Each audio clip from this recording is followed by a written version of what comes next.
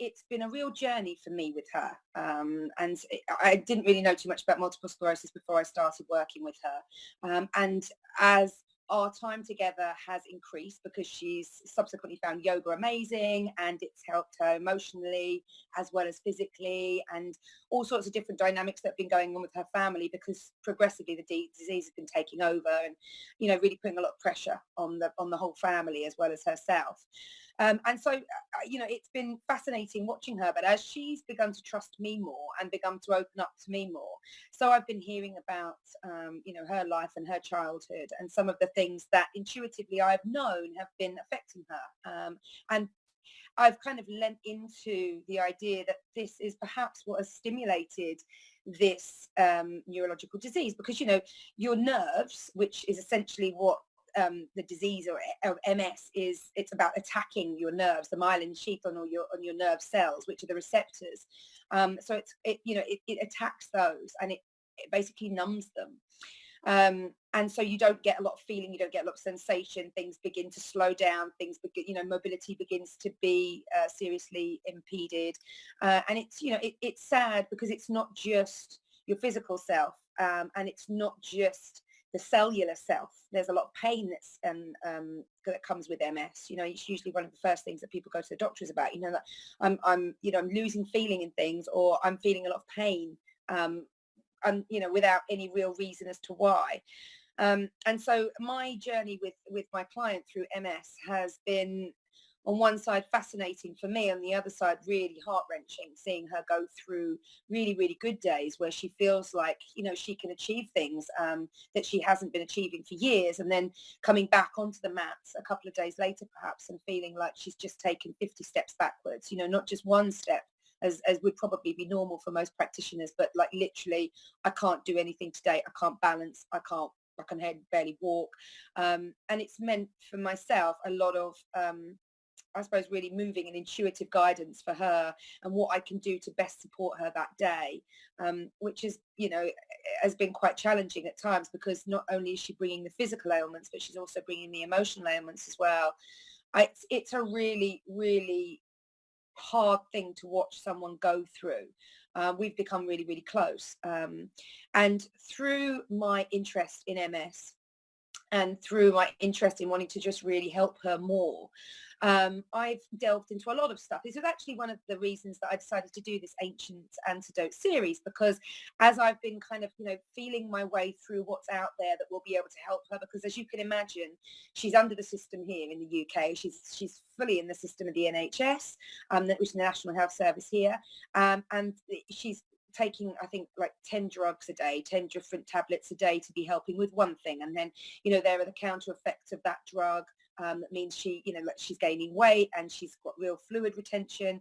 And then she's taking other drugs to counterbalance that. And, I think we're all aware of, when you're in a serious problem, when you have a serious problem, either mentally, physically, you end up taking like a cocktail of pharmaceuticals to enable you to deal with the symptoms. And that's literally what they deal with. There is no cure in the medical world for MS. And yet there are stories all over the internet, and through, the last sort of 50 years, of people really being able to cure themselves from MS, or at least if they haven't cured it, they've brought it down to a manageable level where their lifestyle isn't impeded. And as I began to kind of go through this for my client and for myself, because I think I got to that point where I was feeling a little bit helpless. I'm helping, but it's just, I had to do a lot of letting go of attachment for myself, because ordinarily in yoga practice, I would expect with regular coaching, and she's now seeing me, she was seeing me once a week, she's now seeing me 3 times a week. Within that time span, I would expect to see a certain amount of progression. And to be fair to my client, she has progressed leaps and bounds, generally speaking. But I suppose for myself as a teacher, I expected her to be able to do more. I expected it to have more immediate benefits, or I want her to have the more immediate benefits, is probably the thing. I don't really have too much of an expectation of anyone, because who knows what's going on in other people's minds and all that sort of thing. But it's just that want, I suppose, for her to really be able to feel it on a deep, deep level. And as much as she goes there and she gets there, it feels like, I say, that, you know, perhaps the next time I see her, she's come tumbling back again. And it's hard to watch. So I started really feeling into alternative therapies and reaching out for knowledge that I wasn't aware of. And this is really where this Ancient Antidotes series has come from. You know, my interest personally suddenly becomes sparked because I suddenly realized there's like this wealth of information out there that modern medicine doesn't even tap into slightly. You know, if it did, it would be far, far more successful. And again, modern medicine is based on treating the symptom rather than the cause. And what's become blindingly obvious to me throughout all my research and throughout doing this series is that ancient medicine, the ancient antidotes, if you like, the old traditional medicines, really focus on the underlying cause more than the symptoms themselves. The symptoms are just the signs, if you like. They're the things that are, you know, bringing the attention to the problem. And as you move through traditions from India and the Indian subcontinent and Asia and from Australia and from South America, Central America and North America, and throughout Europe, of course, and Africa, you really begin to realize that there's a common theme throughout the ancient traditions, throughout the ancient medical practices and the ancients themselves, in fact, the elders, the shamans, the healers, the medicine people, they all, within their spectrum of healing, go straight to what is the underlying cause, straight to what it is that has really sparked this symptom, sparked this sign that something is wrong and that it needs to be healed. And tonight I'm looking at Aboriginal healing, and that is certainly no different from Ayurveda in that sense, or from the shamanism in South America that we've discussed, or for any of the stuff that we've discussed in this series. In fact, it's very pointed in its direction. And it kind of, one of the things that I've loved about studying the Aboriginal healing is that it really cuts straight to the core. When I was traveling in Australia, I was about 22 when I went for a year in Australia, and I went and did, you can do a year's work over there, work visa for a year, or you could do that, you can do two. But when I was younger, you could just do a year. And the contact that I had with Aborigines was sporadic. I had a couple of really, really beautiful experiences and made a really good friend, an Aboriginal friend there, Lynette. And then the other experiences that I had were quite volatile and quite aggressive. And that was as a kind of a white pommy, you know, in Australia at that time. Now, bearing in mind, I was, 22, so young. I made friends. Initially, my experience with Aborigines was that they were really intoxicated on the side of the road. I hate to say it, but that was the first thing that was my first interaction with Aborigine and the Aborigine culture in Australia.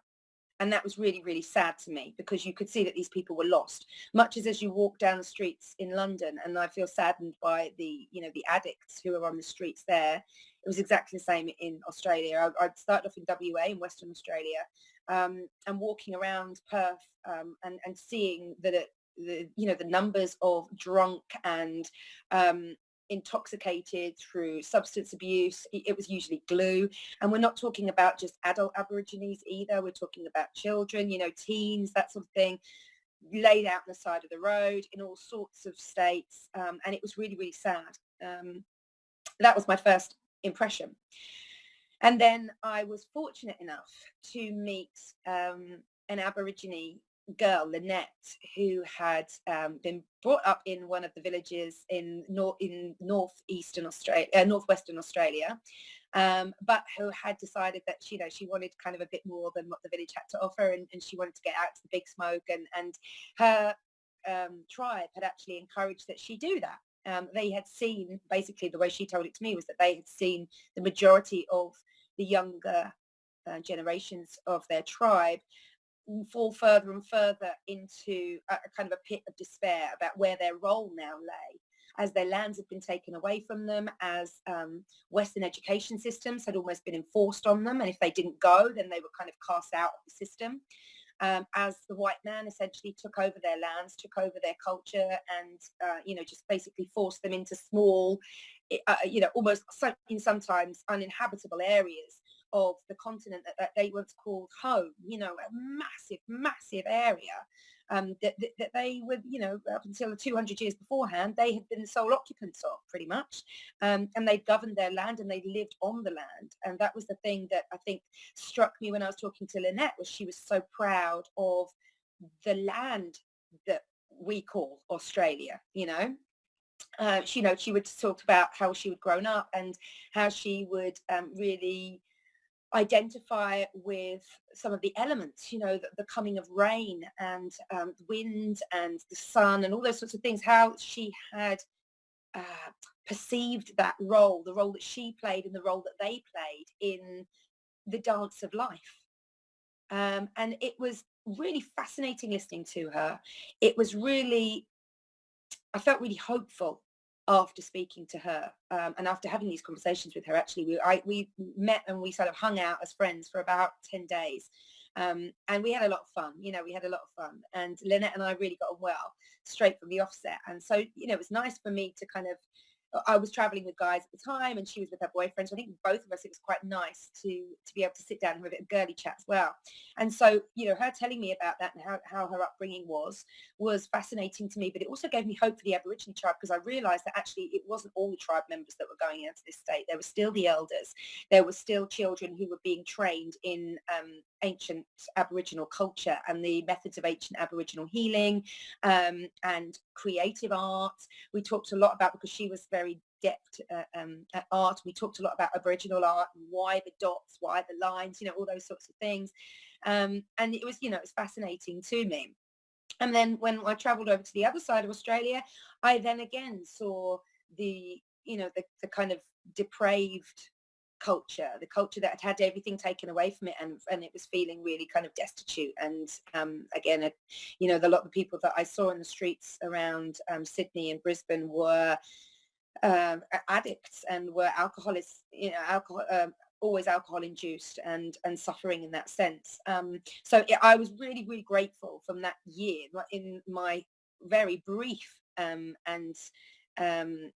not particularly in depth, I didn't think, dip into that side of Australian culture, that I had met Lynette, because she really gave me this kind of personal view on what it was like living in a tribe and the challenges they were facing.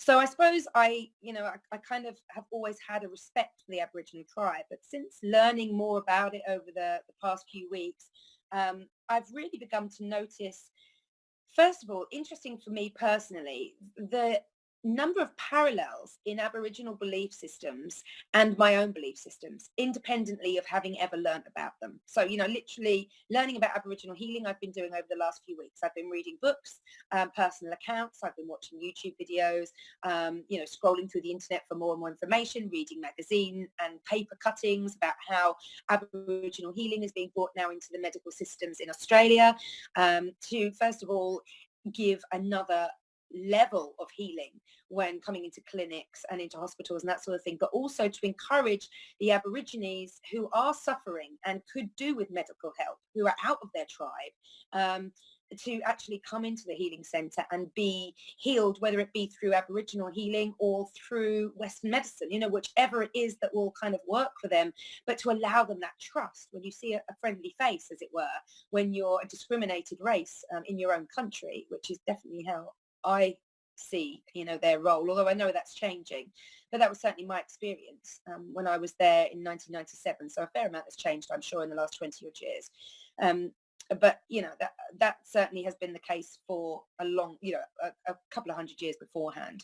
So yeah, I feel like it's, what's been beautiful for me is recognizing the parallels between their way of healing and the natural movement that I've had in terms of my training and my experience, and the way that I now offer my services out to the world. So that's been fascinating for me, and fantastic because it's enabled me to really, I suppose, again, sounds silly maybe, but trust in myself again. You know, as I've developed my skills, there has always been a certain amount of self-doubt because I've wondered where all this is coming from within me. You know, like, I understand and I believe and I have a great amount of faith and interconnectedness and oneness and that sort of thing, but sometimes there is also that, well, where did that come from? And that it almost comes into self-doubt as to why it is that I've experienced this inner knowledge, this intuition, and how it is that that's worked for this, you know, person in front of me, or for myself, or for my children, or for what, you know, whoever it is that I'm talking to or interacting with. So I wanted to kind of share what I'd learned about Aboriginal healing and about the steps that they look at in terms of being able to heal yourself. And as this case came up about MS and drew me into it, I was kind of thinking, you know, this is great. This is something that I can definitely share with my client. And began reading about a physicist called Gary Holtz, and then subsequently reading about his wife, Robbie Holtz, her experience of her Aboriginal healing as well. And she was introduced to, you know, the Aboriginal healing from a female perspective. So I kind of have gotten engrossed in these books over the last few weeks, and been really reading about their experiences in the outback, and the way Aborigines communicate not only with each other, but also with the world, with the earth, with the elements, with nature, with themselves and spirit guides and spirituality, and, you know, all these sorts of things. And it's fascinating. Now, the Ngangkari tribe, which is the tribe that this physicist Gary Holtz, whose book I read, Secrets of Aboriginal Healing, you know, he talks about them kind of living very, very, very simply in the outback, you know, red earth, really, really dusty, baking hot sun, simple huts, hard beds, you know, not much around them, very, very sparse living. And I recognize that with, you know, with many of the Babas that I encountered in India as well, that actually for them, being true to Mother Earth was living sparsely. Being true to their spirituality was not having anything in their lives that they didn't need, like stripping it all back and making it all less complicated. And as a Westerner, that's kind of something that turned my internal belief system on its head, because obviously, well, since I've, you know, been born, it's all about almost the accumulation of things. It's about being able to work hard and have that nice house, work hard and have that nice car, work hard and go on all those lovely holidays and that sort of stuff.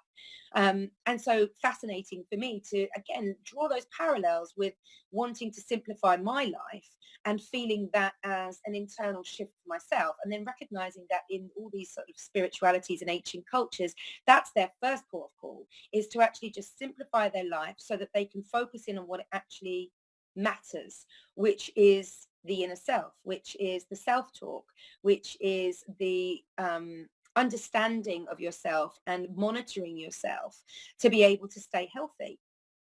Aboriginal healing deals with a lot of things, and there are a lot of different ways of them coming in and healing different people. We have, you know, there's sweat lodges, which I think I vaguely heard of somewhere in, you know, in my kind of experience of the sweat lodge, whereby you would go in, and it, you know, the heat and the humidity would be so intense that you're just sweating out, and it becomes almost a battle of mind over matter, that you stay there because it's, you know, every cell in your body is expulsing toxins and emotion, and all these sorts of things are rising up to be dealt with, and it's a really intense experience, and you stay there far and past your comfort zone. You know, if you think about when we go into a sauna in the West, we might stay there for 15 minutes. In effect, we have you know, little egg timer things that we can turn upside down, and after all the sound's gone, that's when we get out, because actually if you can even deal with that, then, you know, fair play type thing. But with the sweat lodges, it's about sitting and being with yourself. So it's about feeling every cell in your body, letting go of the toxins, every cell in your body being stripped back almost, and letting go of everything to the point of needing desperately to then be able to reabsorb. And it's the same thing with the emotions that are carried in the body. The environment pushes you to such a point that you have to let go of all the stuff that's coming up in your mind to be able to cope. So you might know this when you're stuck in a situation, for example, that you don't like. One of the examples that I can draw from my own personal life is having a tattoo, right? You know, I've had 12 hours done on my back. I've had 8 hours done on my arm, 7 hours on here. And there's definitely comes a point where you're just about ready to go, okay, that's enough, no more. But you have to go through it. You have to come back to it. Even if you can have like a 10-15 minute break, you have to come back to it. Otherwise the job's not done. And I suppose that's where I can draw a parallel with that, is having to put myself through that. Now, I regularly go for saunas now. I find it, really helps with my muscles, and I want to detoxify my body and all those sorts of things. So I'll take myself into a sauna and practice this kind of mind over matter while I'm in there.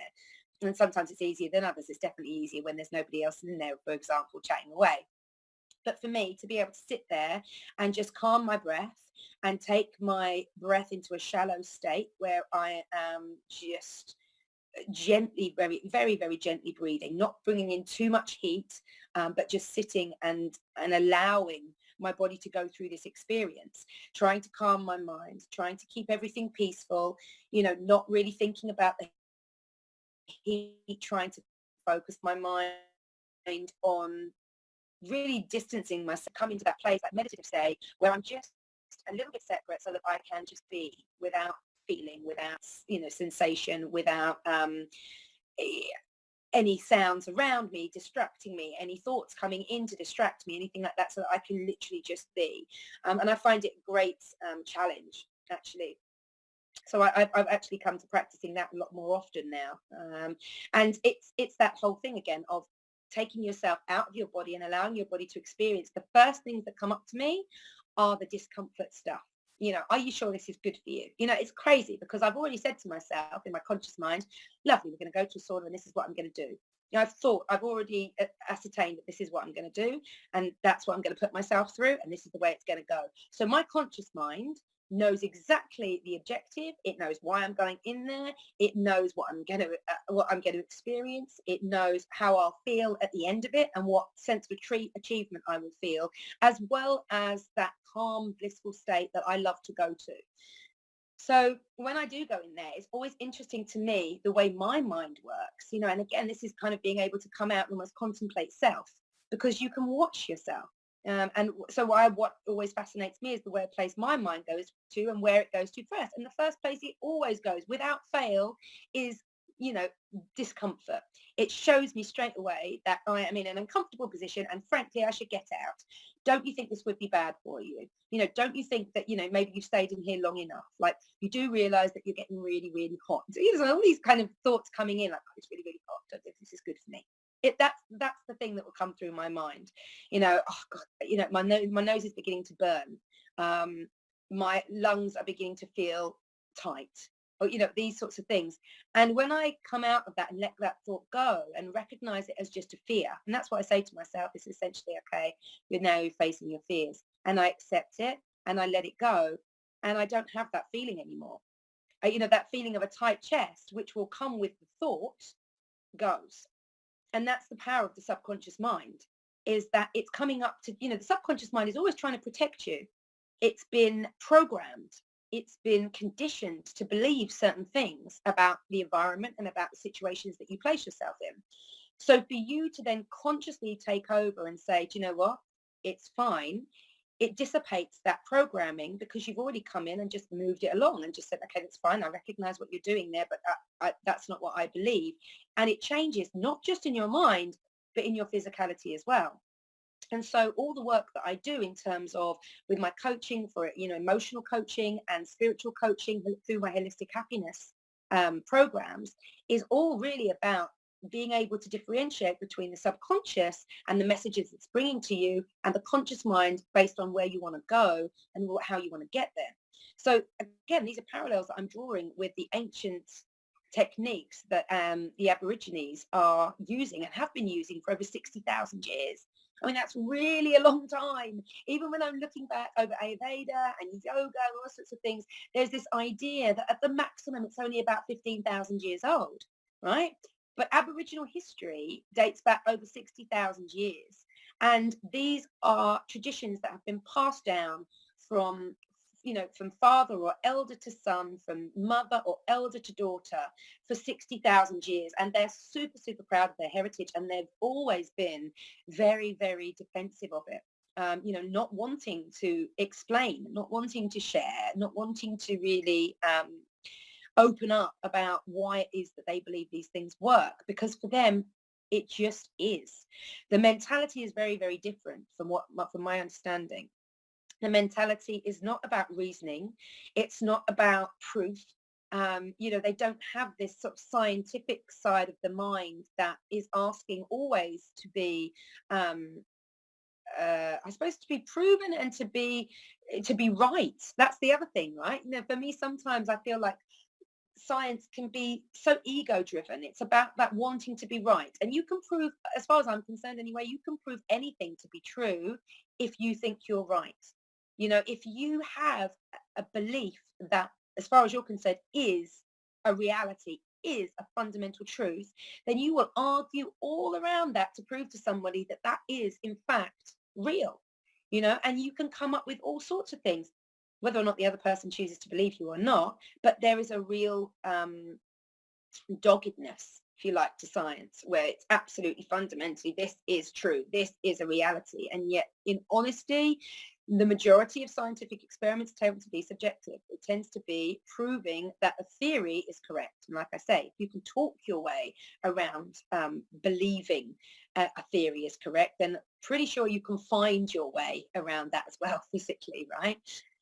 So listen, my mum and dad are both scientists, so I'm not knocking science in any way, and I'm fascinated by science, and I always have been. So I just have this kind of, I suppose, scientific, esoteric merge in my mind and in my belief systems that allows me or enables me to sort of see things in that convergence, in that the marrying of the two things, and recognizing that on both sides there is real need. And one side is kind of real faith, and then the other side is faith as well. It's like, you have to have faith that this is going to work. Otherwise, why would you bother kind of doing it? There's a theory that you come up with, and it's like, that will work. Absolutely. Let's kind of get there. And you move everything to be able to get there, and it's almost the same thing with faith. You just let it go. Faith is actually giving that power to something else that's greater and one more above, and bigger than you are. But similar sort of thing. So one of the first things I want to start with today are the 5 essentials to healing that the Aborigines talk about. Now, this I found fascinating because this is essentially mirror images what coaching is, and the coaching process. And it really, any kind of coaching. So it was interesting to me again that this 60,000-year-old system is essentially about asking you to look at yourself. As healers, they don't really take any credit for being healers. They just take credit for being guides within the Aboriginal tribe. And it's just how naturally they're gifted to guide that enables people to become healers within the tribe, or their equivalent of a shaman. Because particularly some people are more adept to it. They admit that some people are more easily able to conduit their energy for energy healing. Some people are more receptive to telepathy and to being able to communicate without words, and to be able to feel other people's emotions and sentience and all that sort of stuff. So it's really about using people's strengths within their tribe to enable the tribe to grow and to move forward and to develop their consciousness. So the 5 essentials to healing that they talk about, the first one is willingness. It's that want to heal. Okay, and this is, again, like I say, this draws a parallel with that want to change. One of the first things that we go through in coaching is really asking the client, what is it that you don't feel is working for you, and why is that not working for you? And then there are various strategies about how you get them to really admit on many, many levels that what they're doing is not what they want to be doing. The way they're working is not paramount to their success. It just isn't, their behavioral patterns, their thought patterns are not enabling them to go any further. And this, I think, is where this first essential to healing, this the willingness this is where it kind of kicks in, because to be able to change anything, the very, very first thing you need to do, anything in your life, whether it be drawing in money or drawing in power or healing or anything, is you have to be willing for something to change, and that requires a sacrifice of something. Always. It's kind of like an energy shift, right? You have to say to yourself, for example, if you want to stop, if you're an alcoholic, for example, and you don't want to be anymore, you're going to have to sacrifice alcohol. But not just alcohol, you're going to have to sacrifice everything that alcohol means to you. And if we look at alcohol, some of the usual reasons that people use it is increased level of self-esteem. Alcohol gives you that Dutch courage, gives you that ability to not care so much, and to not perhaps be quite as sensitive to what other people think of you and what you think about yourself, most integrally. It will also give you a sense of being relaxed, or it may give you a sense of being relaxed, of being able to kind of put down stress and just leave it right there more quickly than you would perhaps if you didn't have that drink, depending on the person you are. It can be very numbing. Many alcoholics use alcohol to numb their senses, to numb their thoughts, to numb the feelings that they have about their life, and to also block out thoughts, feelings, all those sorts of things, that numbing, that just being able to kind of block it out and letting it go. There's obviously the social side of it, which has enabled really, alcohol to be used on a great level. Now, when we talk about alcohol, Aborigines believe that alcohol is a spirit that comes in to the spirit world, something that we are all a part of, being spirits, being energy bodies in a biological mass, basically. And it enables the spirit to become confused and impressionable, and to become disconnected from universe, from source, from spirit, from God, if you like. I don't like to use the word God. Unfortunately for me, as I've grown up, I've been subjected to a lot of, I say unfortunately, but as I've grown up, I've been subjected to a lot of ideas about God. And just the word triggers me a little bit. I've never believed in a God as it's been given to me via story and via parable and via, all the different ways that we have sort of grown up and had God almost forced down my throat. That's the way I feel it, I have always felt since I was a little shrimp, that there is not this, there shouldn't be guilt attached to God. That was what the one thing that I was like, well, God didn't make, if God's this all powerful, amazing person, why would he make me feel so bad? That was, I remember thinking that in Sunday school. So I have a little bit of a problem with the word God. I'm getting over it. I'm teaching myself to get over it, because I actually think that if I can turn that round, I can use it for my own advantage in terms of being able to connect more easily to the oneness of the world, so that's something I'm getting over myself. But so what they're talking about really with the willingness is being able to say, okay, it's not just alcohol. It's not just that dependency on the drink that I need to give up. That's just not the thing. It's also the self-esteem issues. It's also, I need to face, the numbing out of things, and the de-stressing, and the Dutch courage thing, the self-confidence thing, all that sort of thing. It's all of those things. So it's never just one thing that you have to face in sacrifice. It's all the other things that's become.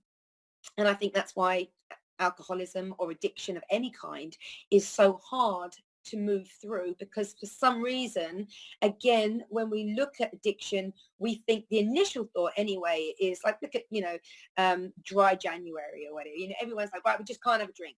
But nobody actually talks about what that actually means.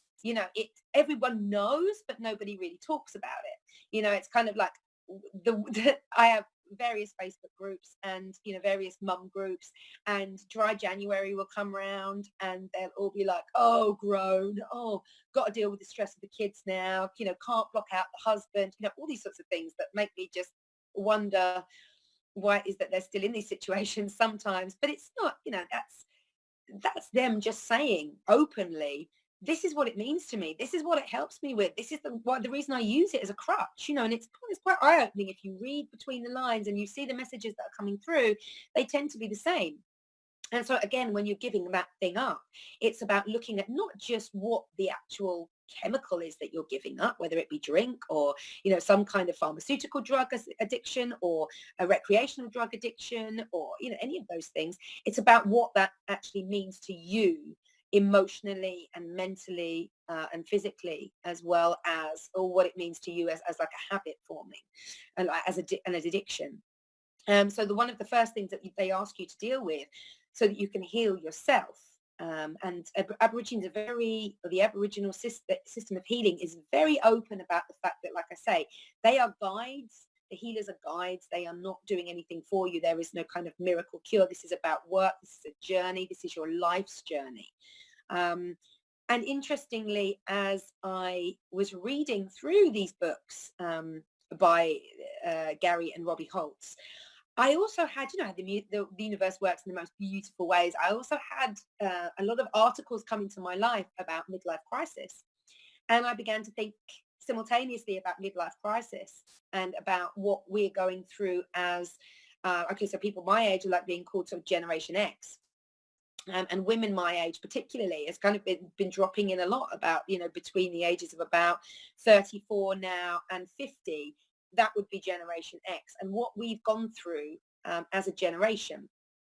So I'm 42. I'm kind of right bang smack in the middle of that.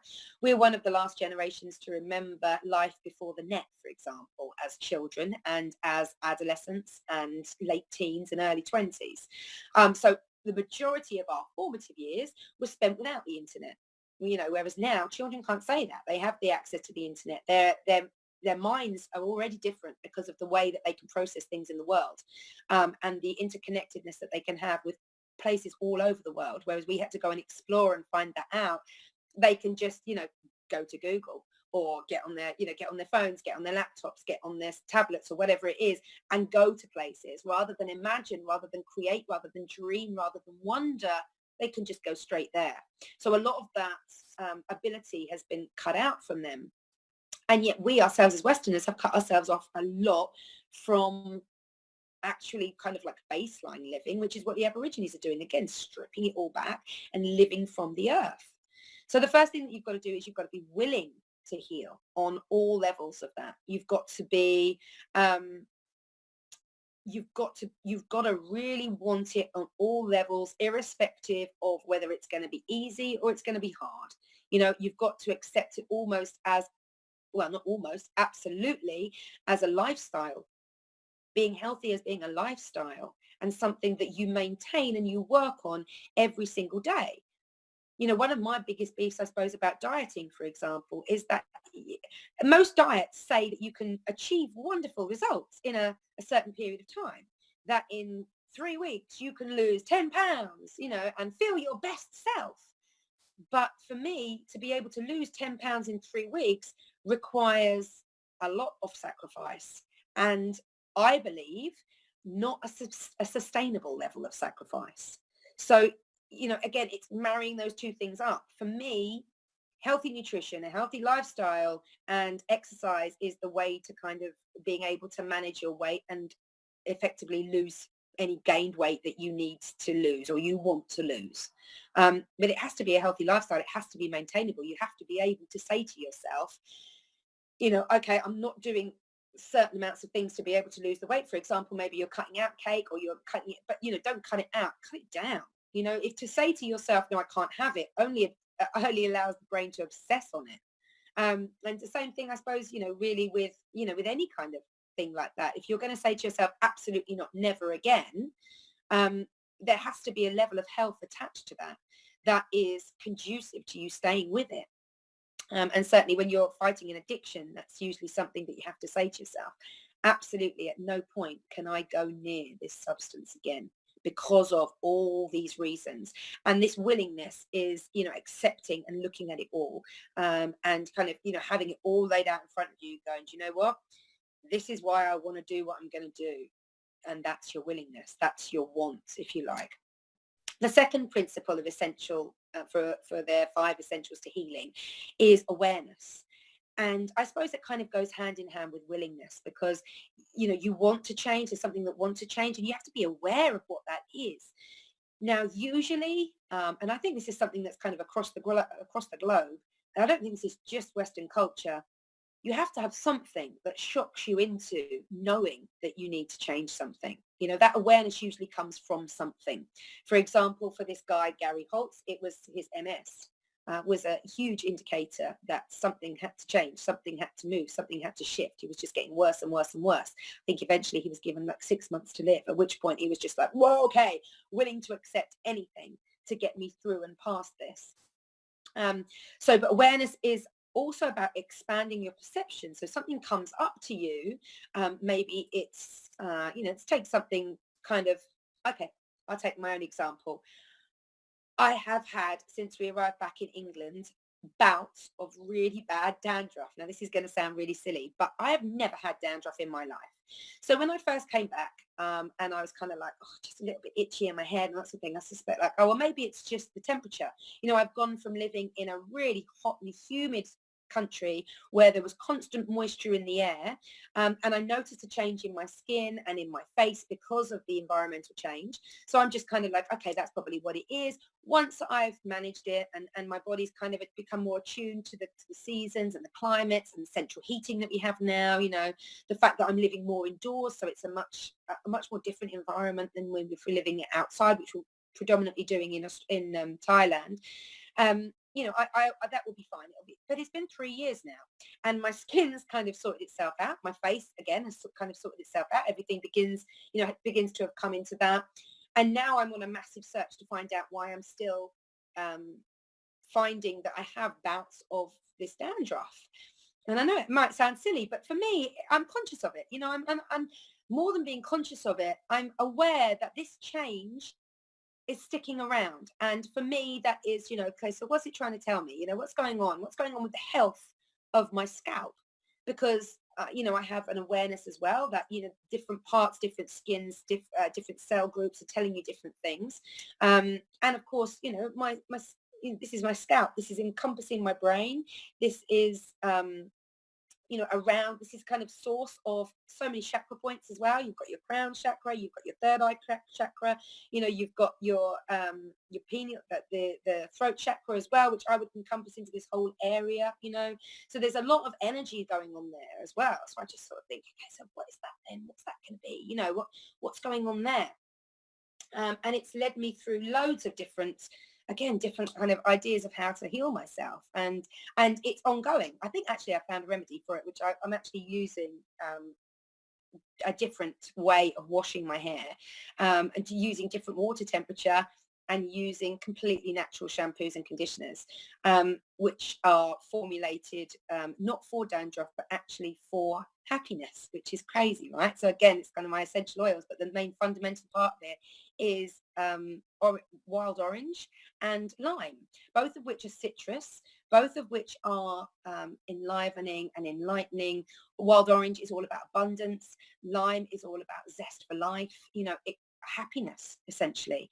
And so that for me is a message as well, that actually when I'm putting happiness on my head, it's better. When I'm putting chemicals on my hair and I'm using hot water from the shower, because again, when we were in Thailand for 8 years, I barely had a hot shower, because you'd have a hot shower over there and you get out and just start sweating again, back in the shower. So I got very used to cold showers, and they became glorious. And it meant that, diving in a river never bothered me. Getting in a waterfall never bothered me, because I was so used to cool water, and it became very, very natural to me. And when we moved over here, one of the first things that I noticed was like, wow, you can't have a cold shower over here. And I remember feeling like, oh, no, I'm going to have to disconnect from that. I'm going to have to kind of just leave that in Thailand then. Absolutely. Because, yeah, it's cold. Like the water is freezing here, whereas it's cold in Thailand, but it's cold on a kind of, 26, 27 degrees level of cold. Here we're talking like 3 or 4 degrees, like even in the summer, it's cold. The water comes out the tap. It's all from underground storage, and it's come through and underground and never seen the light of day, whereas the taps and the water system in Thailand were, on our land, were housed in massive, great big tanks in the open, inside concrete, so would have been warmed. Yes, would have gone through underground piping and stuff, but the majority of that piping is plastic in Thailand. It's not metal like it is here in England. All these just different things, plastic holds on to warmth a lot easier and for a lot longer than metal does. So, anyway, I digress. The fact is that the awareness is one of the things towards healing as well. And the symptoms that come up for you if you are looking to heal, whether it be from physical illness or from mental or emotional disease or dis-ease, one of the first things that you should be looking at really is what it is exactly and what it is that it's trying to tell you. Okay, so what it is exactly that you're looking at. So for me, for example, my dandruff is like, I'm looking at dry skin. I'm looking at itchy skin. Itchy skin to me is always about the environment around. You know, as I sat with it and I looked, I began to think, well, actually, you know, when you think about psoriasis, when you think about hives, when you think about anything environmental really that affects the skin, so even to the point of like mosquitoes, and you know, it's if you get you know, a poison ivy rash or stinging nettle rash or something like that, it's come from your environment, right? So it's in the outside of the skin, it's dry, it's itchy, it's flaky, it's falling off, it's dying, you know, it's not happy in its environment.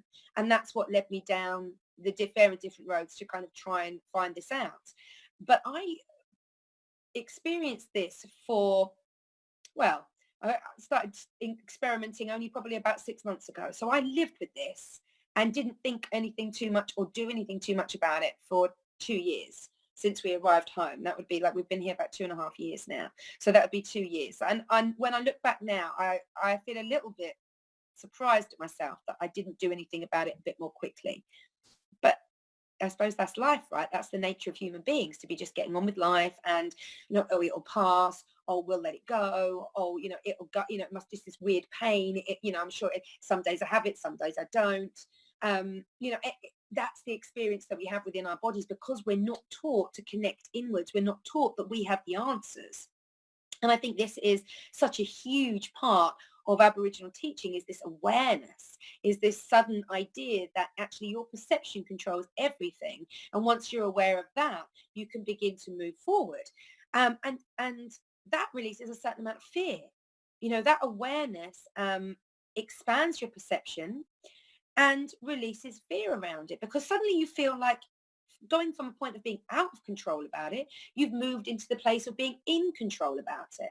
So rather than for me worrying about it and being like, oh God, I'm being conscious of it, and you know, all those sorts of things, you know, not wanting to go to the hairdresser because I felt like, oh God, they're going to sue, they're going to, you know, and having that internal dialogue, and you know, then getting myself over it and going, but still, you know, that initial internal dialogue, how long can you live with it before you recognize that something has to change? Well, firstly, that would say to me, that would demonstrate to me that that's dependent on the individual, yes, but also dependent on what symptom it is that's presenting. Now, if you have a pain, or you have recurrent headaches or recurrent pains or anything like that, that is something that is coming up to show you that something somewhere is out of balance.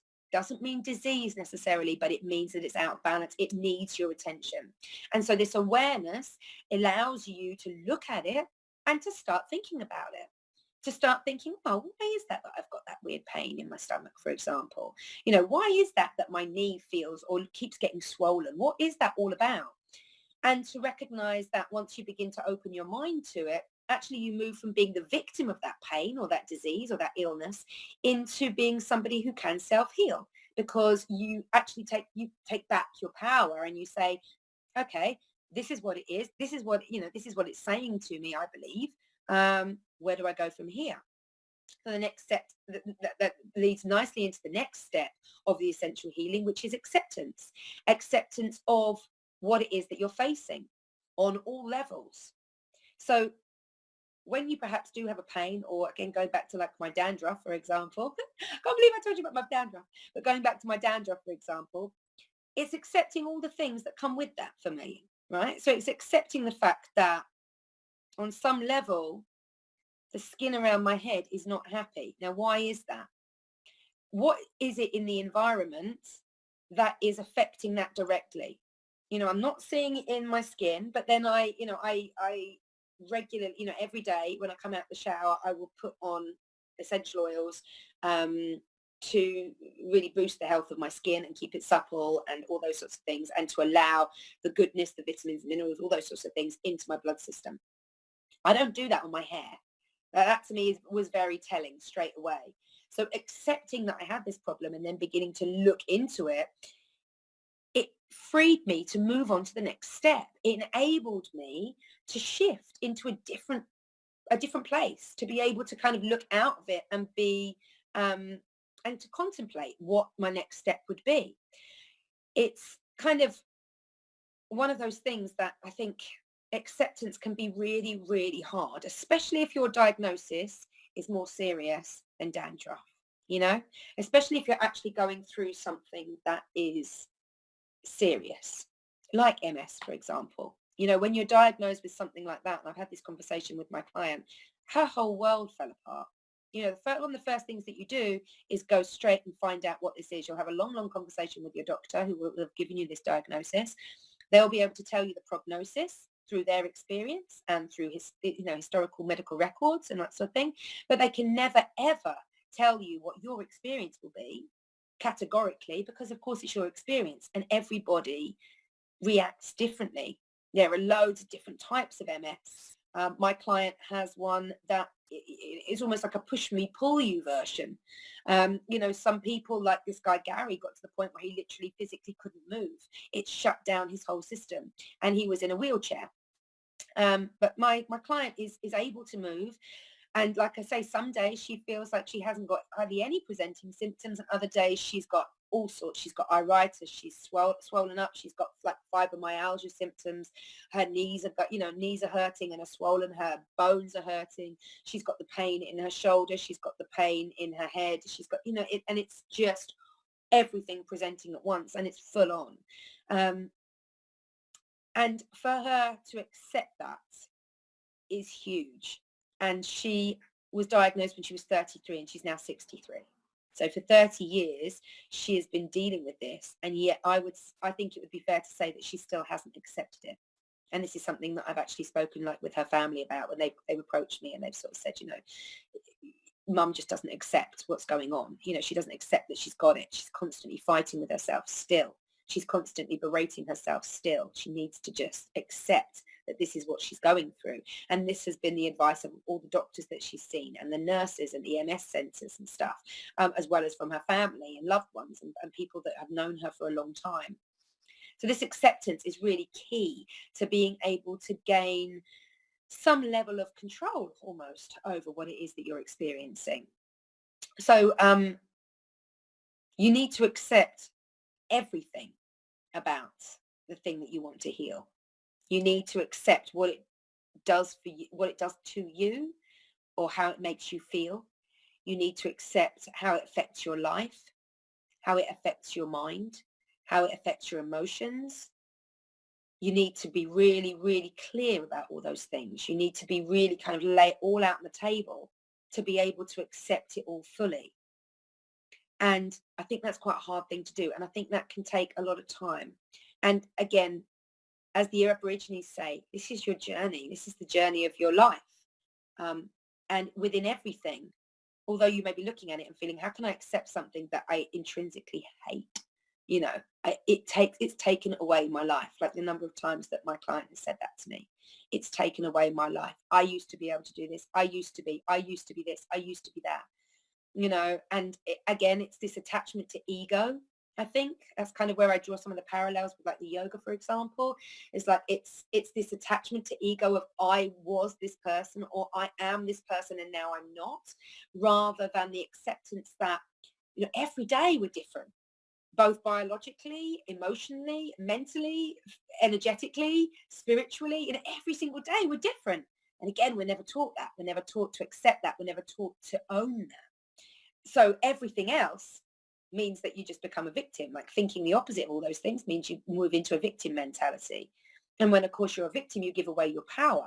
And when you give away your power, make no mistake, nobody can take your power. No one can ever take your energy away from but you can give it out, and people do give it out all the time, in so many different ways without ever knowing it, because we're just not aware, and we're just not conscious enough to know the power that we have and how much it means. We just don't live like that, especially in the Western world. And a lot of that comes down to dialogue. A lot of that comes down to language, the language that we use internally and externally. In the text through for Gary Holtz, when he talks about the time that he spent with the Aboriginal tribe in Australia, where they brought him to a place of healing. He talks about the healer, the lady who was sort of translating, I suppose, the healing, explaining in westernized terms what it is that he would need to do and to understand before he could then heal. She was saying a lot about, the words that you use are so important because of the intention behind them. And when you use, sort of, for example, the phrase "I'm sorry," somewhere it goes back to being almost apologetic for being alive. That you have really gone to that stage with it. That to say "I'm sorry, I am" is one of the strongest mantras that you can, again, going back to yoga, "I am" is the strongest mantra that we have. I am this takes you into present, past, and future. It works into time, interconnected with the spirits, dimensions, all sorts of things. So when you say "I am," not only do you send a message out to the universe that this is what it is, this is a definite, and this is something that, even if it's not the case right now, it's an acceptance, it's a knowledge, it's a knowing that it will be. That's when you begin to attract it back into yourself. This is how the law of attraction works. And again, when you look at "I am" and you then put the word "sorry" at the end, you're apologizing for who you are, but sorry, to say to yourself, for example, "No, I apologize," is an admittance of being wrong, which is fine. No one's perfect. You're allowed to admit that you're wrong. And there's a strength in that, I believe, being able to turn around and say, "No, I apologize. That was out of order. I shouldn't have said that. Please accept my apology." Now, my grandma always taught me to say that. You must apologize. She very rarely said sorry, but you must apologize. Please accept my apology. And I don't know, when some things come into you and you sort of think, "Oh, that's interesting," that she was never particularly sorry, but she would always apologize. And this is what this lady Rose, who was talking to Gary Holtz, was saying to him, was that actually watch the words that you say, because words like "I'm sorry" bring a certain connotation. Words like the word "try," for example, insinuates that you won't achieve. Whereas "I'm doing my best" gives the impression that concurrently the energy is into succession, is into succeeding. You're moving, you're shifting the energy into, you're doing your best, you're picking it up, you're moving it forward, you're propelling everything forward to get what you want. That's doing your best. Whereas "I'll try," I think we all know that. If you say to someone, "Oh, do you want to come out? Like, let's go to the cinema. Do you want to come out?" "Well, I'll try." It's not got the energy behind it, has it? It's not got the power. Immediately, "Oh, that's probably not going to happen." "I'll try" is very non-committal. And those are the words that you're using when you're talking about yourself and self-healing. Those are the words that you're using. You want to be committed to it. You need to be sure about this. Again, it's back to that willingness, right?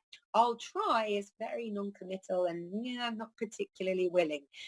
But I'm definitely doing my best. I'm absolutely doing my best. I am doing my best means that you are putting everything you've got into something, and that is much more powerful energetically than "I'll try." Same way as "No, I apologize." That conceding that you were wrong is much more powerful than "I'm sorry." Again, "I'm sorry" is giving somebody else your power. And what you need when you're healing is you need your power. You need to believe that this is going to happen. You need to believe that change is yours. You need to believe all these sorts of things. And so this comes in from the willingness. It's the awareness. And now we're an acceptance of everything. So acceptance of the fact also that the reason that you have this feeling, this symptom, whatever it is that's come up, is because you need it in some way. Now, this can often be really, really hard. And I've gone through, again, a lot of conversations with my client about this, gently trying to guide her into a realization that this may be something of her own doing. I've talked to her about internal communication, neural pathways. She knows so much about it. Obviously, 30 years of always talking to doctors, weekly, pretty much, about her condition. She knows all this. And we've worked alongside, ancient communicative patterns, ways of talking to yourself, language that you use, the way you feel about yourself, the internal self-dialogue, what it is and the way it is that you communicate with yourself, the way you berate yourself, the expectations you have on yourself, all this internal communication stuff.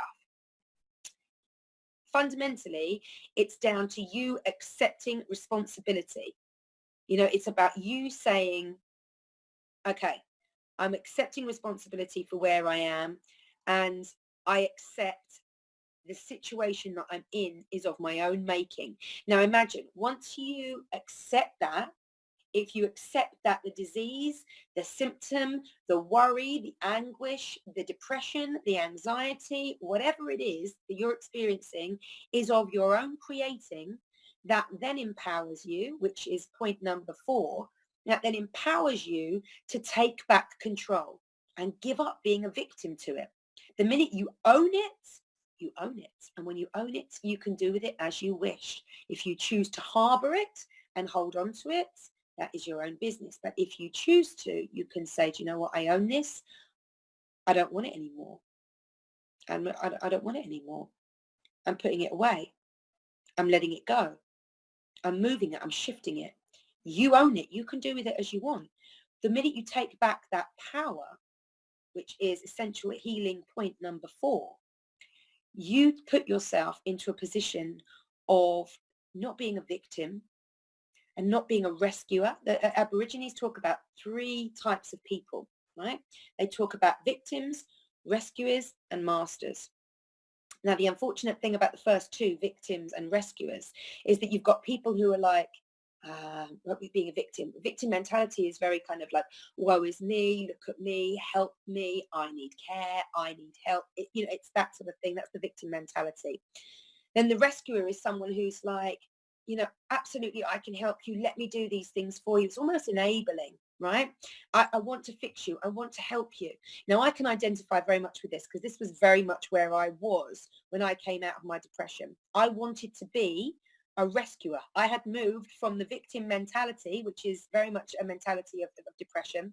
I had moved from that point into wanting to be a rescuer, not wanting anybody else in the world to go through what I've gone through, and believing that I could fix them, And that was absolutely me becoming a rescuer from my victim mentality, moving and shifting into that next stop.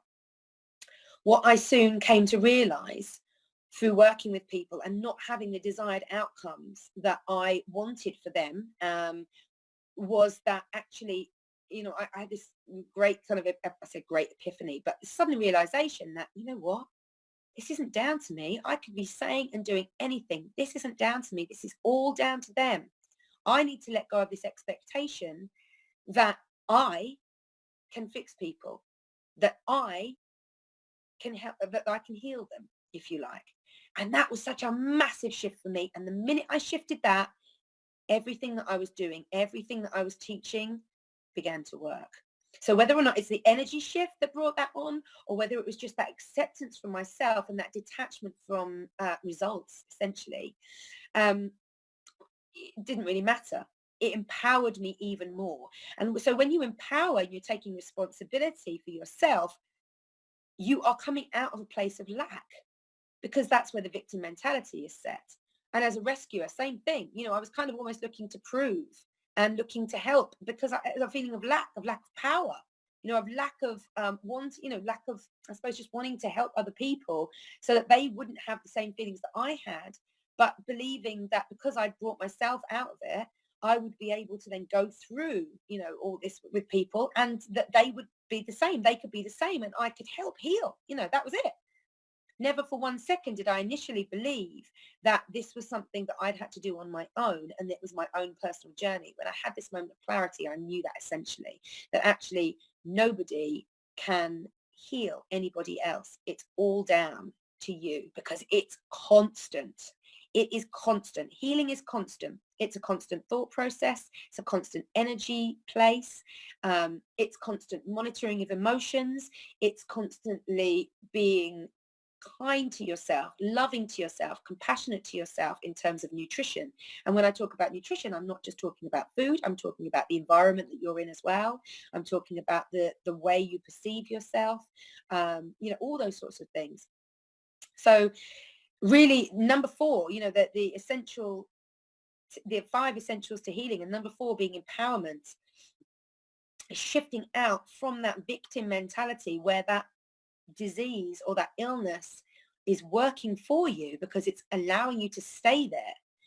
Now, for this guy, Gary Holtz, he recognized that actually one of the reasons that he didn't want to get strong, and they did a kinesiology test on him. Sorry.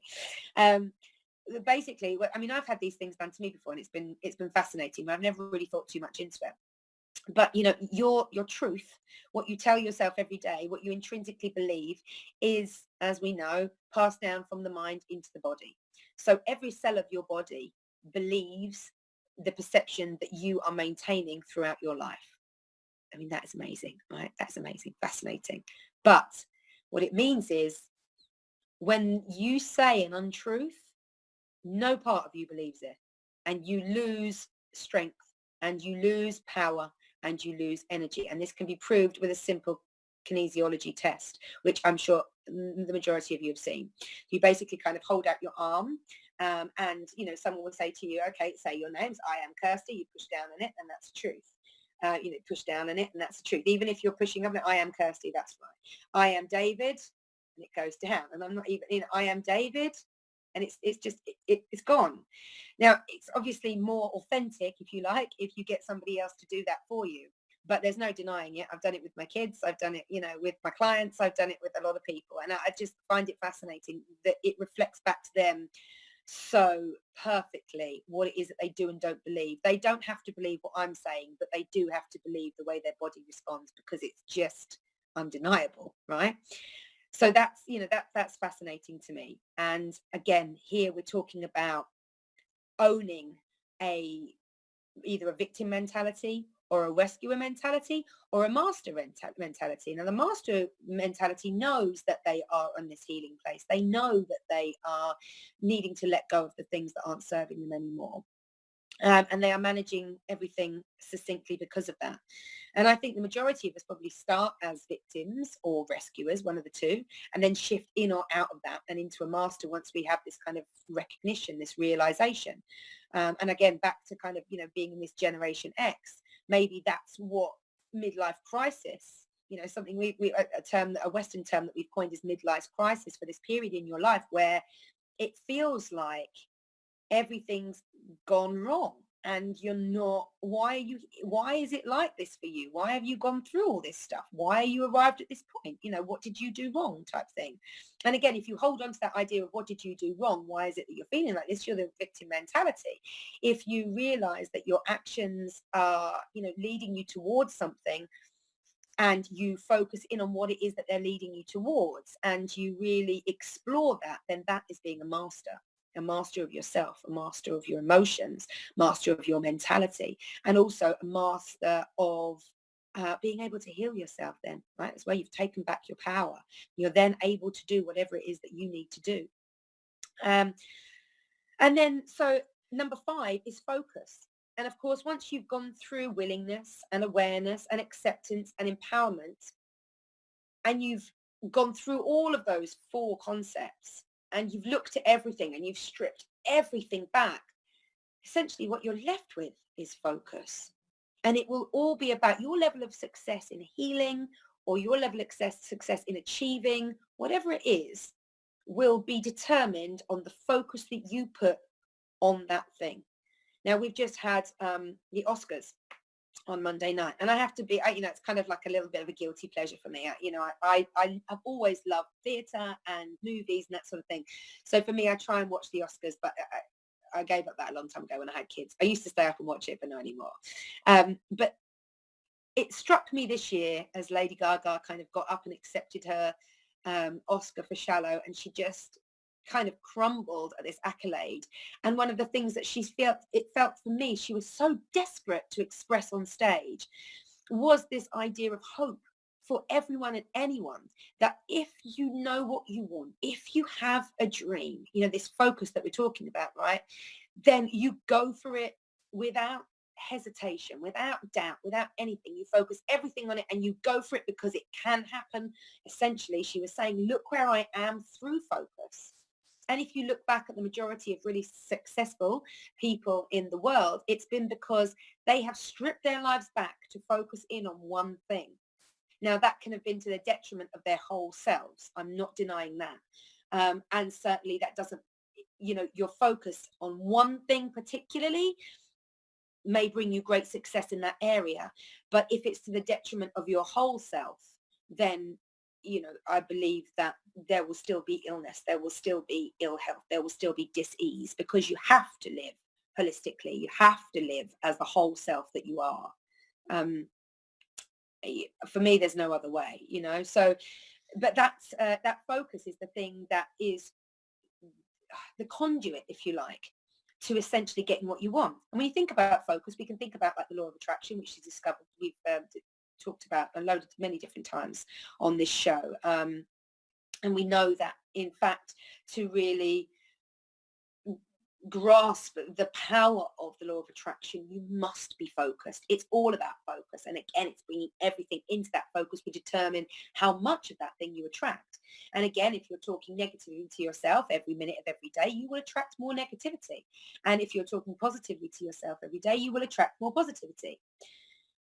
They're both forms of reality. They're both forms of perception of the way that you see the world. So it's not that one is wrong. Well, it's not the wrong one is wrong, one is right. It's just that be aware of what you're focusing on. Okay, because that focus has the power. And when you're looking at healing yourself, it's about focusing on all the lessons that you've learned before, according to Aboriginal healing. It's about the willingness. It's about the awareness. It's about the acceptance. It's about the empowerment. And then it's about the focus. Once you've got that big picture in your mind, then it's about taking control and focusing in on healing that part of you that you have opened up, that you have explored, that you have accepted, that you have sent love and compassion and all those sorts of things, and really healing it through that focus on sending love and compassion. Excuse me.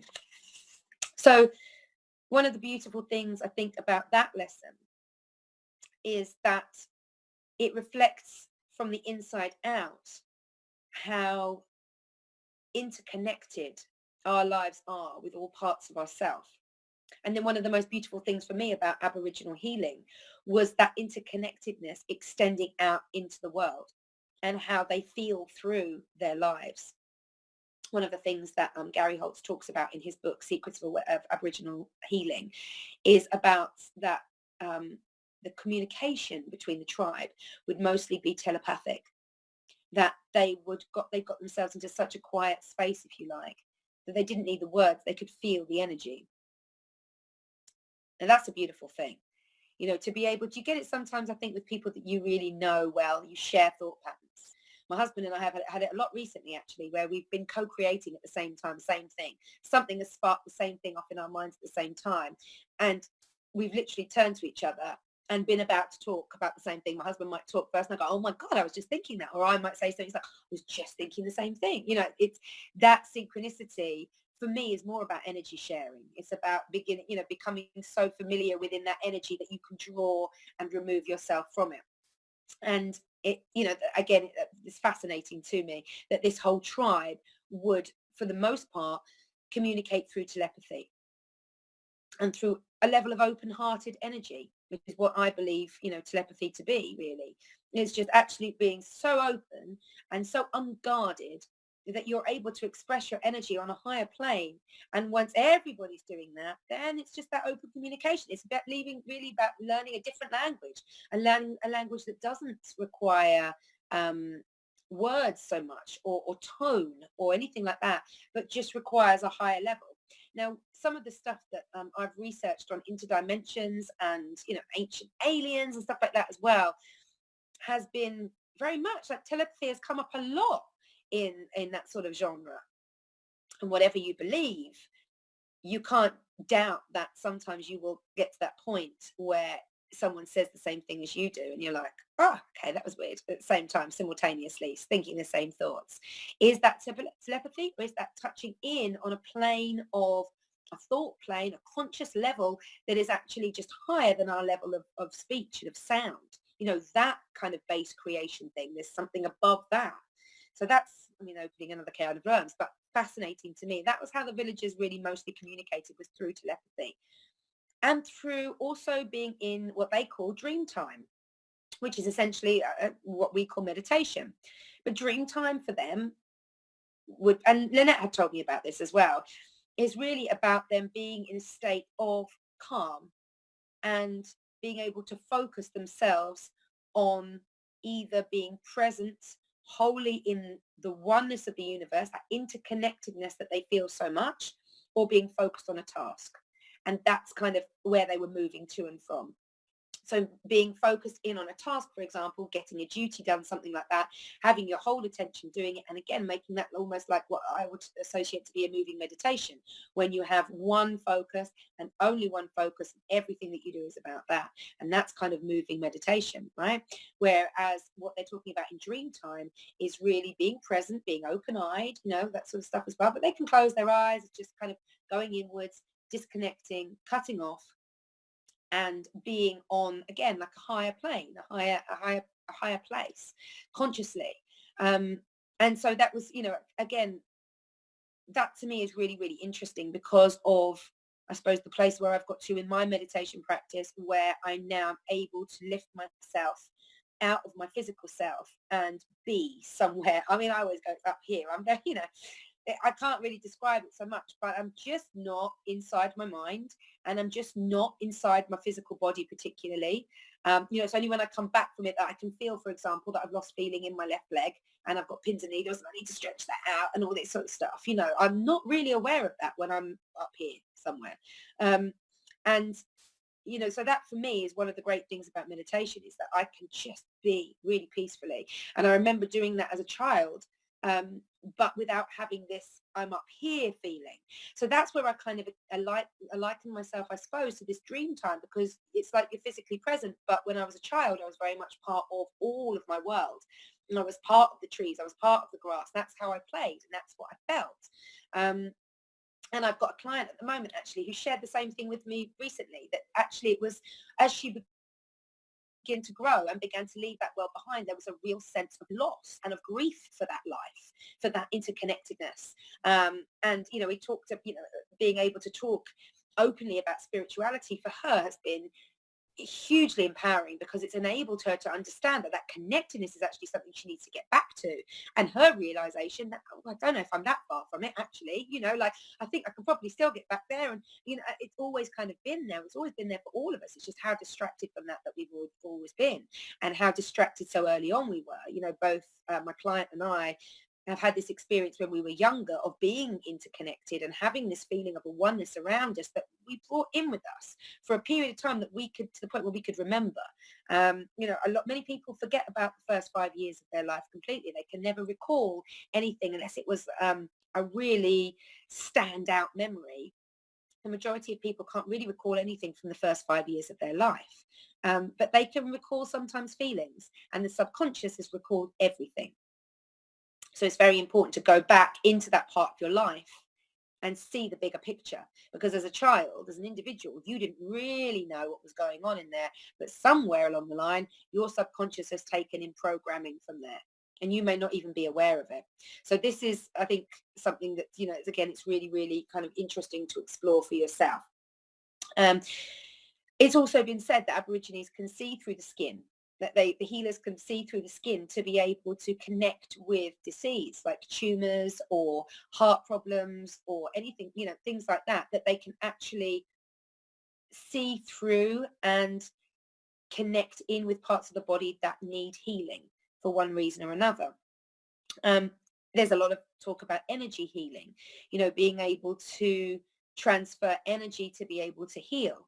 And there's also a lot of talk about spirit guides. And this guy, Gary Holtz, actually talks about having a spirit guide named Julie, who would use his body and his physicality as a conduit for healing energy, to be able to heal tumors and AIDS and, all these sorts of things that he talks about in his book, like, proper disease. Again, it's just fascinating to understand from his point of view what it is he's feeling. He's feeling, excuse me, a warmth coming through and an energy rush, and at the same time, like a knowledge as well that comes down. And when those people go away, when those people have been healed and they essentially go away, and they may go into the medical world and they have an ultrasound scan, or an MRI or something like that, and they realize the tumor is gone, or that disease is gone, that thing is gone, and the only thing they can put it down to is the healing, then he recognizes that that's what's happening. There's a faith, there's a recognition of what's happening at the time, but almost they need to then come back and kind of say to him, it's gone, it's actually gone, for them to believe it 100%. And it's important that they do. It's important that they believe in what they've had, because that will change their mindset for the future going forward, and the disease won't come back.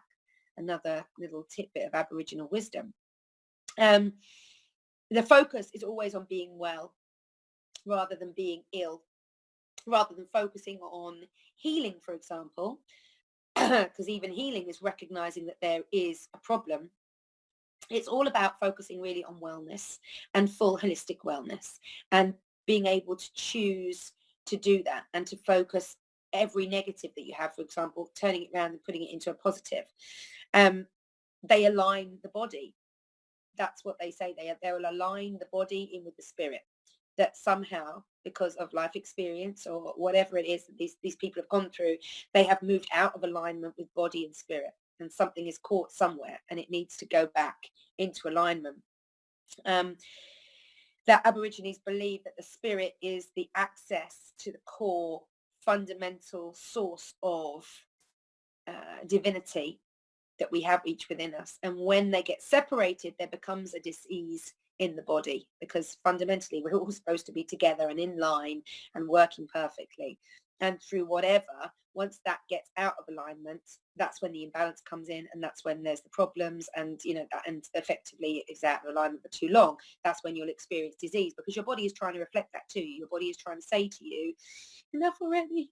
I need to come back. I need to come back into balance. I need to be with that part of self. So again, that's really kind of interesting that that's something that that they look at very much. They'll also do smoke ceremonies. The idea of cleansing the aura, cleansing the energy. They claim to be able to see energies around you, which is not, again, something new to me, and I'm sure to you. The idea of an aura, the idea of a presence, an energetic presence around each one of us. I once had my aura photo taken at a Mind Body Spirit Festival in London when I was 18, and my aura was orange, yellow and green. And they had little charts and stuff for those things. But to be honest, at that age, I really didn't pay any mind. I was kind of like, okay, yeah, whatever, orange, yellow, green. But then 15 years later, when I went to a Vedic astrologer, and he said to me that your power colors are orange, yellow and green, this memory from my 18 was just like, boom, straight back. And I was like, oh, that's weird. Because that was when I was 18, and very much myself, at that point. No influences from partners, boyfriends, kids, work, life. I was still living at home. I was still studying. I was still growing into who I was going to be. It's kind of that period of my life.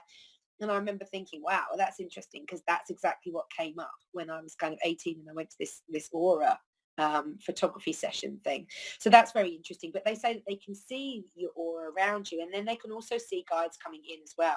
So ancient members of the tribe that may have died 50, 60 years ago, coming back to offer guidance, coming back to give knowledge, as well as the spirit guides that we've all been born with, born alongside.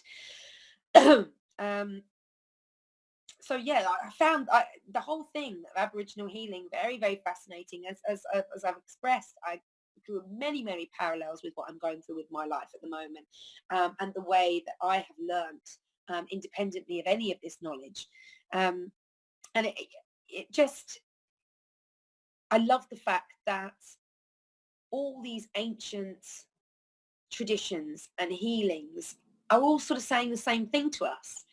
Whether they come, like I said at the beginning, whether they come from the South America, from North America, from Australia, from Asia, from the Indian subcontinent, from Africa, from Europe, from, Russia, because they've got their own loads of stuff going up there as well in the north. you know, wherever it comes from Japan, you know, when you think about Reiki and energy healing, you know, and all the different martial arts and the energy manipulations there, and it's the same thing. It's all about the fact that you heal you. There's no magic pill for it. There's no magic potion. It's not going to happen just like that, but it can happen quickly if your focus is there, if your drive is there, if your attention essentially is on one thing.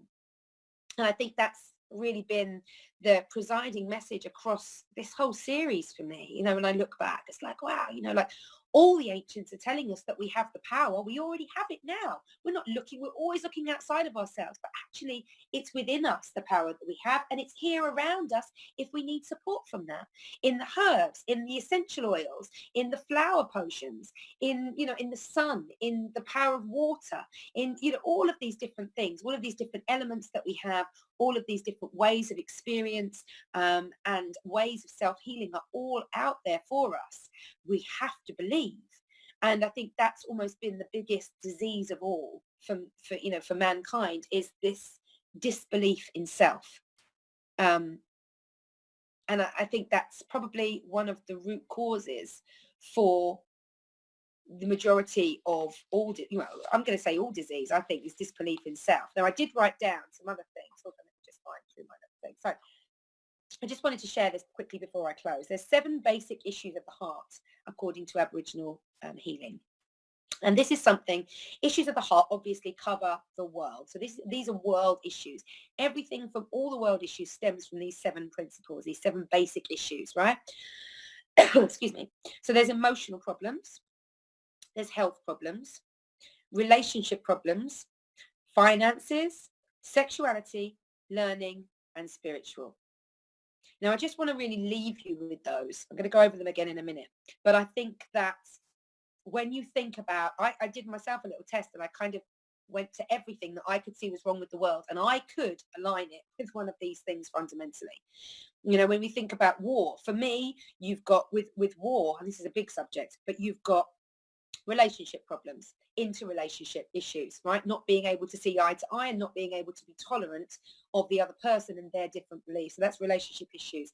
There's also finances linked in with that as well, because, you know, as we know, war is a massive, massive money maker, and has been, and that's basically one of the reasons it's perpetuated.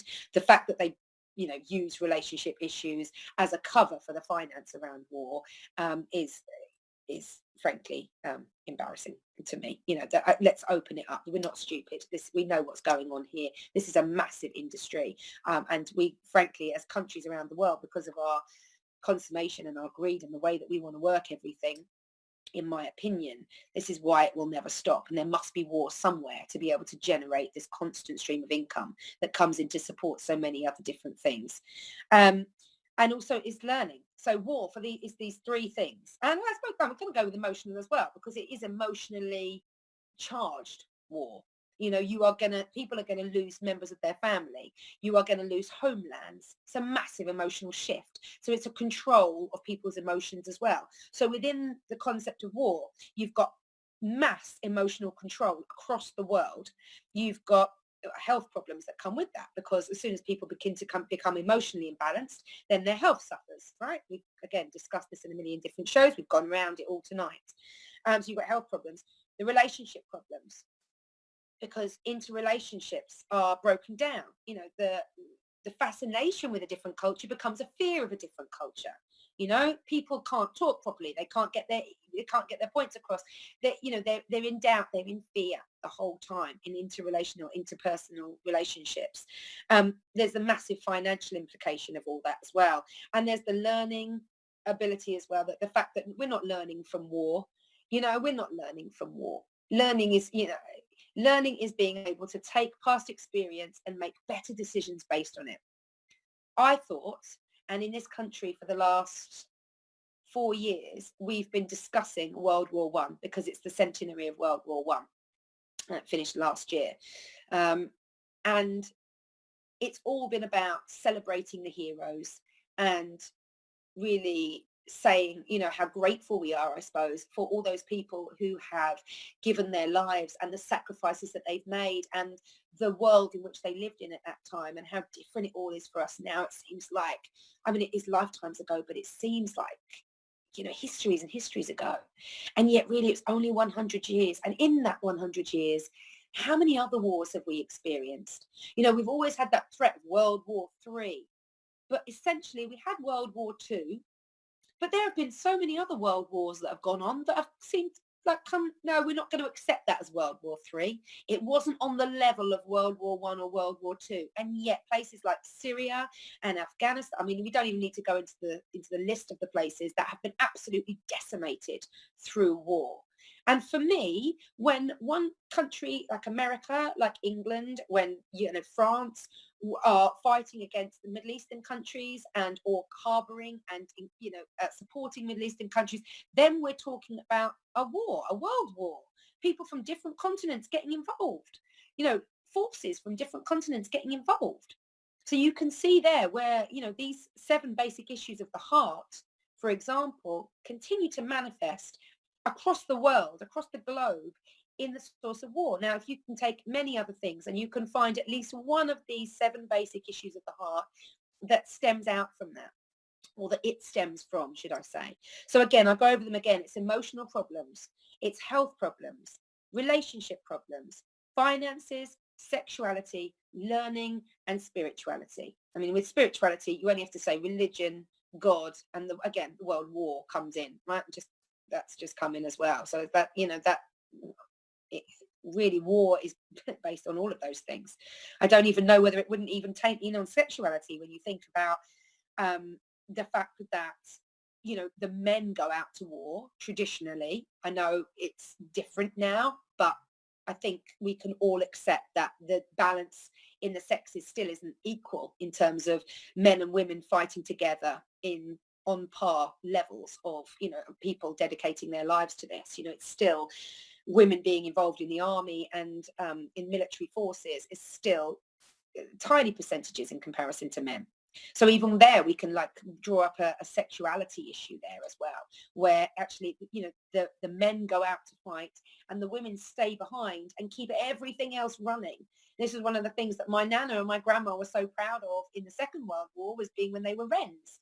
And, you know, they were left basically to keep the farms going, to keep the home fires burning, all that sort of stuff. Now, they were really, really proud of that, but it didn't mean that they didn't recognize the loss that they faced as a community and as a country when the majority of men went off to war. So these issues of the heart, you know, when we can align all 7 of them with war, for example, shows you how powerful a force that is on our earth. And then if you take it back down, you can begin to look at other issues. You know, if you take it back interpersonally in between, for example, if you're having relationship problems, for example, you're definitely looking at emotional problems. You will be looking at health problems because of the amount of, again, energy that it takes emotionally away from you. Relationships, how that affects your finances, how that might affect your sexuality, your feeling of intimacy with your partner, with yourself, your self-esteem around your sexuality, all those sorts of things. Learning, again, may be affected. And when all those things are out of balance, then you are definitely looking at some level of distress on your soul and on your spirit, because, you know, you're essentially in disease. And where the soul or spirit wants you to be in a better place, you're almost holding it, you know, incarcerated into this kind of negative field. So there's, again, a lot to be learned from our ancient cultures, and certainly the Aborigines has struck me with inspiration so much from their basic and simple style of life, and the empowerment that they get from living within their world and looking after their world, living simply in it. You know, with their lifestyle, they're not making any massive impact on our world the same way that the Western lifestyle is, for example, through, you know, all the amount of rubbish and toxin and, you know, all the things that we know our Western world contributes to in terms of debilitating our world and Mother Earth, and all the species of plants and trees and animals and insects and birds and, you know, that we share this world with. So I think it's time for us all to start looking back into these cultures and taking that wisdom and working them into our lives personally, so that we can become more aware, so that we can heal ourselves more effectively, so that we can really begin to invoke all these kind of 5 essentials of healing for our world as well as ourselves. And I believe that is why over the past sort of 50 odd years, so certainly in the last 20, the Aborigines have opened up more and shared more than they ever have done before with the white man as to what needs to be done and what they need to see and they need to accept going forward. Otherwise, I think they recognize, and they certainly must be hearing from Gaia, hearing from Mother Earth, from the spirit guides, and from the earth itself, which they have this amazing connection with, how much it's hurting because of the actions that we're taking. So again, I think we look back to the ancients and we see the messages that have been sent down for us through all over the world from, thousands and thousands of years ago. It's the same thing time and time again. Look inwards, connect with the oneness, accept your place on this earth. It's not rocket science. And it's not, for me, it's kind of like, well, okay, we can definitely start working on that, right? But it's being able to do that on a mass level. It's been able to do that, not just 1 or 2 individuals, not just a small tribe in Northern Australia, not just a small tribe or small tribes or small groups of people in India and in Africa, in South and Central America, hidden away, trying to keep their lifestyle sacred.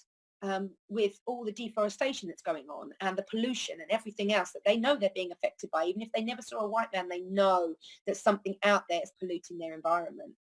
And so I think it's kind of down to us to really be able to spread the word and to be able to encourage some kind of shift that allows us all to embrace Gaia, Mother Earth, our world as part of ourselves, so that we can begin to heal not just the earth, but also ourselves. So going forward.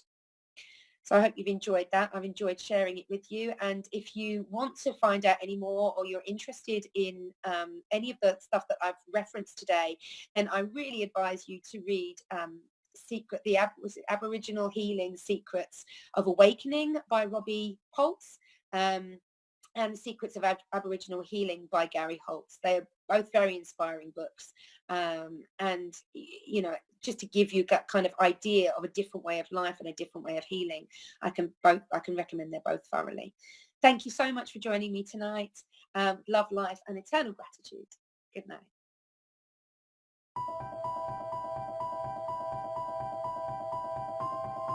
Humanity has been on an epic journey of discovery, learning the truth about the world we live in.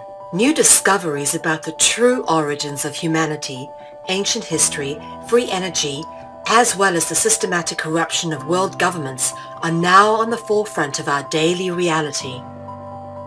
Is the world headed towards destruction based on control and power? Or is an opportunity now being presented to shift and uplift into a higher consciousness? My name is Mel V, co-founder and creative director of Conscious Consumer Network, an independent broadcast network that was launched on the 1st of January 2015. In the last 3 years, Conscious Consumer Network has broadcast over 2,800 shows in multiple languages, featuring guests from across the world, whilst creating media that is aimed at the creation of a free, fair, peaceful, just, sustainable world. Conscious Consumer Network provides full training and an interactive support network for all broadcasters, and we are always looking for inspiring and educational content. Hi, this is Lady Liberty. And this is Mira Siegel. In 2018, Conscious Consumer Network has expanded to multiple broadcast locations, increasing our availability and reach across the world, remaining on the cutting edge of independent media. If we wish to create a better world, we must first create better media, geared towards real education instead of indoctrination. You guys really are what changing the world is going to be about. It's educating kids at a grassroots level. Having become a pillar of stability in the turbulent world of independent media, we have even more going on in 2018. Conscious Consumer Network is a publicly funded network, and we rely on all of you to keep us on the air. Show your support for independent media by donating to our 2018 Network Support Fund. Dare to seek a better world. Support independent media.